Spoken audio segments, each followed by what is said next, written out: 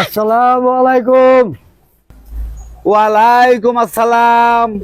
আজকে আপনারে পাইছি এই মাদ্রাসার মেয়েদের কিস্তি দিন না। টাকা দেখেন, টাকা টাকা টাকা টাকা দেখেন। শ্বশুরে যৌতুক দিব বিদায় আমি কিস্তি উঠে বিয়ে আছি, কারণ শ্বশুরে টাকা দিতেছে না, কিস্তিও আমি আপনার দিবা আনতাছি না।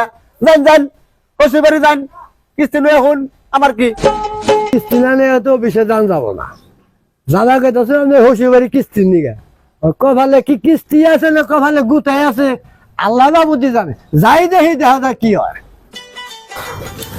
এই চাকরি মাসে করে জীবন শেষ একবারে। আসসালামু আলাইকুম। ওয়ালাইকুম আসসালাম। আপনি যৌতুক দিবেন দেখে আপনার মেয়ের নামে কিস্তি তুলছে। আপনার যৌতুক দেন না, আপনার মেয়ের নামে কিস্তি দেয় না। হে কিস্তি আপনি দেন। কিস্তি নিবেন আপনি দেউন।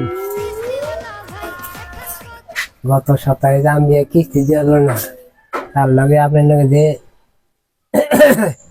ওইটা ভিডিও কিন্তু আমার কাছে আছে। এই এলাকায় ছড়িয়ে কুপন কথা জানলো কি ভাই? চাষা তো আমার ইজ্জত শেষ করে আনলাম। চাষা 500 টাকা দিয়ে আমি কোথায় আসা দিন পটল খাইছেন।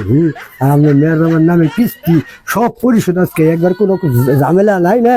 আর মাঝে মাঝে আপনার সাথে দেওয়া সেটা করে দেবো, ঠিক আছে? আসসালামু আলাইকুম। হাঁটো সাইকেল দিয়ে যাও।